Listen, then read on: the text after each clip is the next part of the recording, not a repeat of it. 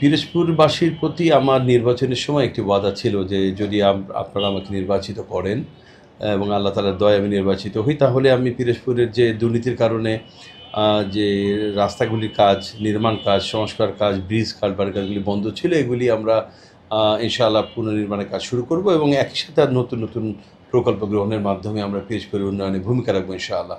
তো সেই কথার আলোকেই আমি গত সংসদ অধিবেশন চলাকালে আমি মাননীয় প্রধানমন্ত্রীর সংসদের কার্যালয়ে আমি দেখা করি।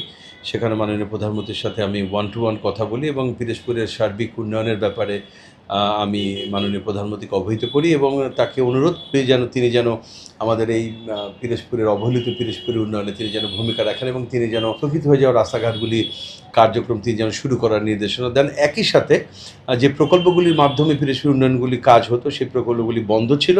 এই বন্ধ হয়ে যাওয়া প্রকল্পগুলি যেন মাননীয় প্রধানমন্ত্রী আবার চালু করার নির্দেশনা দেন।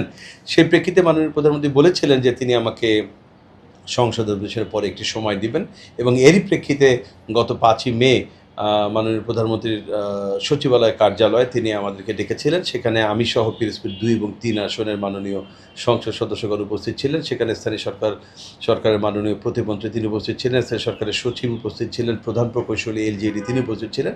তাদের উপস্থিতিতেই মাননীয় প্রধানমন্ত্রী বিশেষ করে আমার নির্বাচনী এলাকা পিরোজপুর ১ আসনে যে কথাগুলো আমি বলেছি তিনি খুব মনোযোগ দিয়ে শুনেছেন এবং তিনি এই বন্ধ হয়ে যাওয়া রাস্তাগুলি পুনর্নির্মাণের জন্য জরুরি ব্যবস্থা নেওয়ার জন্য নির্দেশনা দিয়েছেন এবং পিরোজপুর ২-৩ আসনের সম্মানিত এমপি মহোদয়গণ তারা তাদের এলাকার কথাগুলি তারা বলেছেন এবং সবগুলি শুনে মাননীয় প্রধানমন্ত্রী পিরোজপুর জেলার উন্নয়নে তিনি নির্দেশনা দিয়েছেন। আমরা আশা করছি ইনশাআল্লাহ খুব শীঘ্রই আমাদের পিরোজপুরের সমস্ত রাস্তাঘাট সহ নতুন রাস্তাঘাট নির্মাণ, ব্রিজ কালভার্ট নির্মাণ সহ আমরা সার্বিক উন্নয়নে আমরা আমাদের যে ওয়াদা করেছিলাম সেই ওয়াদাগুলি পূরণ করতে পারবো ইনশাআল্লাহ। এই কারণে আমি পিরোজপুরের সর্বস্তরের জনগণের পক্ষ থেকে মাননীয় প্রধানমন্ত্রীকে ধন্যবাদ জানাচ্ছি, কৃতজ্ঞতা জানাচ্ছি যে তিনি আমাদেরকে সময় দিয়েছেন এবং আমাদের কথাগুলি শুনেছেন এবং পিরোজপুরের উন্নয়নে সকল কাজ করার জন্য তিনি প্রয়োজনীয় নির্দেশনা দিয়েছেন।